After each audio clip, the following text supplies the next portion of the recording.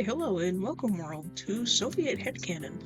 I have decided to turn this into a series where I will be talking about my headcanons for my top 5 favorite Countryhumans characters, and we will be starting with the Soviet Union himself. So with everything out of the way, let's get straight to it. To start things off, let's talk about physical headcanons. I headcanon this man is built like a bear. He's insanely strong with thick muscles, towering in height, and is covered in thick, dark body hair, and he has a little beard. In fact, he is such a big guy that he struggles to fit into normal-sized spaces. I mean, for the guy to get through most door frames, he has to crouch down and turn slightly sideways to pass through. Soviet also has to get all of his clothes custom tailored and made, because even the extra large sizes don't fit him. Another thing is all of the furniture in his home is custom made by him, so he fits comfortably. Because I also headcanon that he's good at carpentry and building things, and working with his hands in general. To follow along with the bear build I mentioned earlier, he also has bear features. He has bare ears, paws, teeth, and a cute little tail. I actually headcanon that all countries and unions have animal features based on their national animal or the animal that's most symbolic to them. He can make these features appear and disappear at will, but he rarely shows them to anyone as to not appear soft. The last thing on the physical headcanons list is that Soviet is completely missing his left eye, which is why he wears an eye patch. He was stabbed by Third Reich during World War II when Operation Barbarossa was underway. Doctors tried to save what they could, but it was really bad, and ultimately the entire thing had to be removed. Soviet is actually very self-conscious about his missing eye because he sees it as a sign of weakness, so he rarely takes off his eye patch, even around family. Moving on to his clothes, he has 4 main outfits. First is his signature trench coat and ushanka along with some black boots. The second is just a sweater, but this time you can see his pants, which are a light brown khaki color. The third is a button-up shirt, dress pants, and dress shoes. The last is his home clothes, which consist of a tank top and sweatpants. Now we can move on to personality headcanons, and to start things off, this man is incredibly reserved around most people. You don't know him, he doesn't know you. That is how he likes to keep all his relationships. He is not a very welcoming figure. Soviet is also very quick to anger and aggression. He grew up in an environment that fostered hostility, and it's simply so ingrained in his way of thinking that he's unable to let go of it. He is also unfathomably loyal and devoted to his causes. This man will fight tooth and nail for what he believes in and will not back down under any circumstances. This loyalty also applies to people, most notably his children. Now this next one is one of my favorites.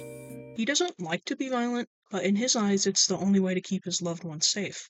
At the end of the day, he doesn't want to hurt anybody. He desperately wants to live in a world full of peace. But he thinks he can only achieve this through the use of violence since it's the only way to make people follow rules and regulations that are meant to keep them safe in the first place. Moving on to the next page. Soviet has this certain maleness about him and is also very masculine in general. Okay, y'all are gonna have to listen to me on this one. He understands his role, but he also understands that his role doesn't define him. What I mean by this is he understands what it means to be a man, but he also understands that him being a man isn't a limitation on the person he is, in that at the end of the day it doesn't matter he's a guy. He just exudes a comfortingly male vibe. This next one is a fun one. He has an anxiety disorder, yay! But he appears very calm and collected on the outside. I have honestly never seen anyone else have this headcanon, but it's a fun one. Soviet developed this disorder during his childhood, and it's only gotten worse as he's gotten older. It also kind of bleeds into borderline OCD, but anyways. To go along with his anxiety disorder, he uses alcohol as a coping mechanism, and is an alcoholic. He also has an insane tolerance. This motherfucker could drink enough to kill a baby elephant, but be completely fine. It is insane. Going on to the last headcanon for this page, Soviet doesn't have any friends. He considers allies as work buddies, but won't go out of his way to spend time with them. He doesn't let himself get close to anyone as a means of protecting himself. He would love to have friends he could relax around, but he's terrified of being hurt or appearing weak, so he doesn't allow anyone to get comfortable to him to try and avoid that. Now, I've talked a lot about how Soviet is aggressive, cold, and distant, but when it comes to his children, he's the complete and total opposite. First things first, he loves his children more than anything in the entire world, and despite his big guy size, he's gentle with them. Soviet is much more warm and welcoming towards his kids. He's gentle, patient, supportive, kind, fatherly, and as I just said, he genuinely loves his children, and he really wants to be a good father to them. But he's terrified of being a bad father, yet instead of fixing the issue, he ignores it, which leads to him neglecting his kids. He's horrified of continuing the cycle of bad fathers. He desperately wants to stop it, but he's not sure how. And instead of seeking ways to stop the problem, he ignores it. But his children are a part of the problem, and I'm sure you can see how this would ultimately play out. Another thing is he unintentionally plays favorites with Russia. He would always give Russia extra attention, and since he gave it such a little attention to begin with, this caused a lot of issues between the boys. It created jealousy, caused them to fight, and instilled underlying tension that really caused a lot of issues. Although I do want to mention Soviet would see Russia a lot more because Russia didn't have any friends as a kid, and he would just sit outside his office waiting for him to come out. Also, only the 4 original states are his actual kids, but it's jokes with the others that they're his children, too. Things like, Pops is drunk again, Pops is leaving for the milk, Pops is starting another proxy war that will change politics for decades to come in a war that will ultimately end with no winners and leave only losers, are thrown around a lot amongst them. Speaking of people not being his children, he doesn't view East Germany as his son, although he has adopted him. Instead, he hired a bunch of servants to raise him. This is because every time Soviet looks at East Germany, he's reminded of getting stabbed by Third Reich. He doesn't hold resentment towards East Germany. He knows he's just a kid and isn't responsible for the actions his father took, but it's awkward around them. Even in later years, their relationship was strained. Moving on to other headcanons, Soviet isolates himself a lot, primarily as a defense mechanism, although this doesn't include family. As I mentioned earlier about how he doesn't have any friends, he's terrified of being hurt, so he doesn't allow anyone to get close to him, which means he's very isolated.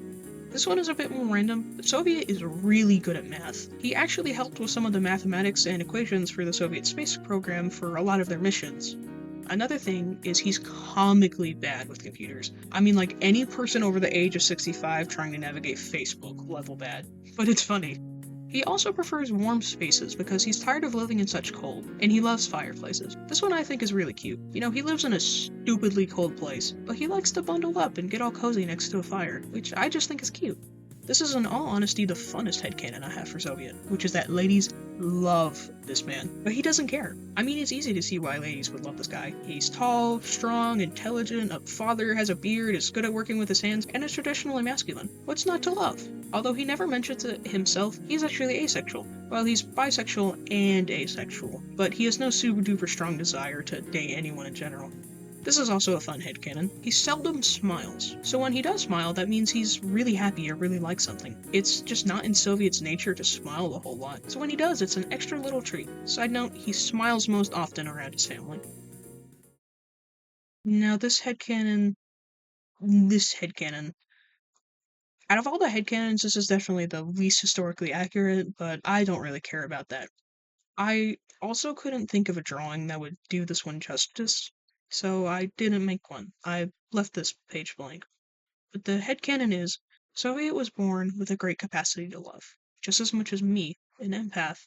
But because of the environment and circumstances he grew up in, he learned to hide it so he wouldn't get hurt. Now, I know the comparison between me and Soviet is absolutely amazing, because I don't know you and you don't know me, and we probably never will know each other. I also really want to emphasize that I'm not using myself in the comparison in a narcissistic, oh, I'm so much better than everyone else because I'm an empath kind of way. I know empaths don't have the greatest reputation on the internet, and I'm only using myself in this comparison because I don't know anyone else who has the same capacity. With all that out of the way, I'll elaborate on this. Soviet has a very, incredibly large capacity to love, bigger than what would be considered the average capacity. It's hard to put into words exactly what it's like, but have you, as in you watching this video, ever loved something so much it physically hurt? I mean, it radiates from your body because your heart isn't big enough to contain all the love. That's what Soviet experiences, but a lot. I mean, a lot. And with a lot more things than what would be considered normal to love. But because he grew up in such a hostile and straight up unloving environment, he learned to conceal it, to never let himself be vulnerable with this gift because of that.